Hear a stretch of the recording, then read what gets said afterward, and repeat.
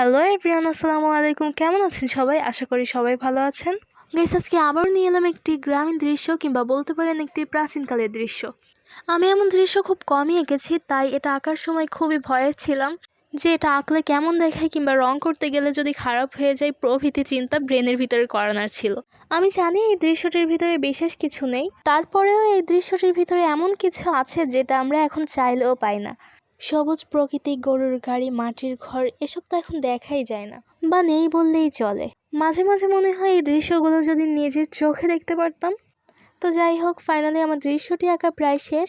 আর একটা কথা, আপনারা যারা প্রতিনিয়ত আমার ভিডিওগুলো দেখেন কিন্তু লাইক কমেন্ট শেয়ার কিচ্ছুই করে না, তাদের উদ্দেশ্যে কিছু কথা।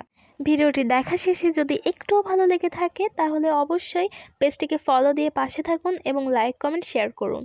আর আমি যদি এখানে কিছু ভুল বলে থাকি তাহলে প্লিজ ছোট বোন মনে করে ক্ষমাসূচক দৃষ্টিতে দেখবেন। তো যাই হোক, আজকের ভিডিওটি এই পর্যন্ত। আবার দেখা হবে পরবর্তী কোনো ভিডিওতে। ততদিন সুস্থ থাকবেন, ভালো থাকবেন। আল্লাহ হাফেজ।